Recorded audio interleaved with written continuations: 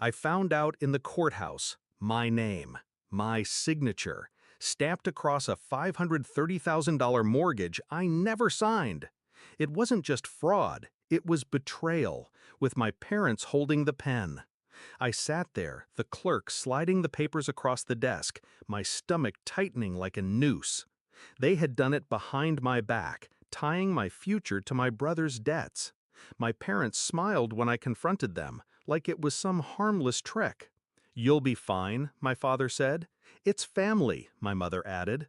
But in that moment, I knew. Family wasn't protection. It was the weapon they'd chosen to use against me. So I took action, and what came next, they never imagined.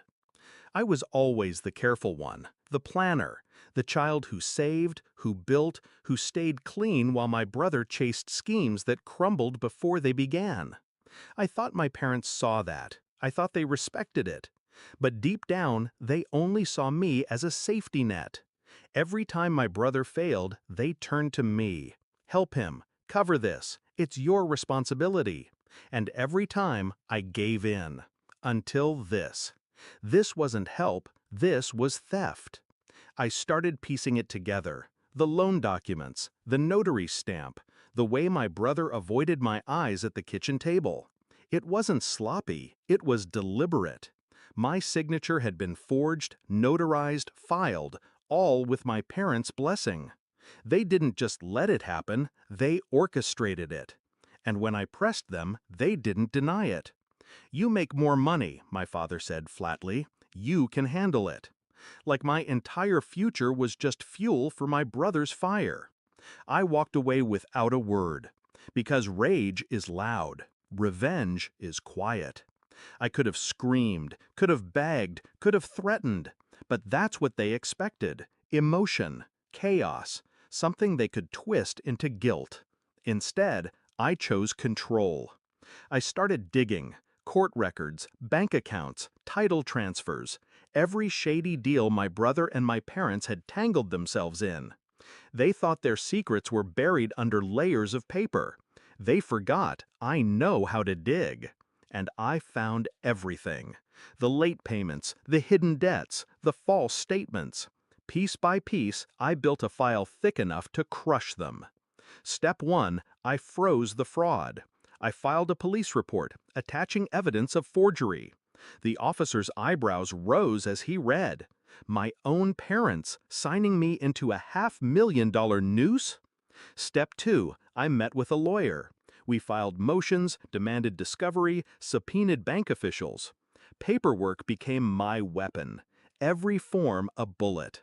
Step 3, I set the trap. My parents thought they could talk me down, guilt me into silence. So I let them believe I was wavering. I let them think their manipulation was working. And then I turned it all over to the prosecutor. The hearing was packed. My parents sat at the table, smug. My brother slouched behind them, too arrogant to realize what was coming. They thought it was a family matter, a slap on the wrist, nothing more. Then the prosecutor opened the file I'd built. Every forged page, every transaction, every lie. The room shifted. My parents' confidence cracked. My brother paled. And when the judge turned to me, asking if I had anything to say, I finally spoke. My name was stolen. My future was stolen. By the people who were supposed to protect me. I'm here to take it back. Silence followed. Heavy. Final. The charges were read. Fraud, forgery, conspiracy. My parents stared at me like I'd betrayed them. But betrayal requires loyalty first. They'd broken that long ago. The gavel fell. My brother faced foreclosure. My parents faced charges. And I, finally, faced freedom. They never expected it. They thought I would fold, as always. But I didn't fold. I documented, I prepared, I executed. And now the weight they tried to put on my shoulders is crushing theirs. I walked out of that courthouse lighter than I had in years. Family was supposed to be my foundation. Instead, it became my battlefield. And I won. They wanted me to carry their debt. Instead, I made them carry their guilt. That's the difference between them and me.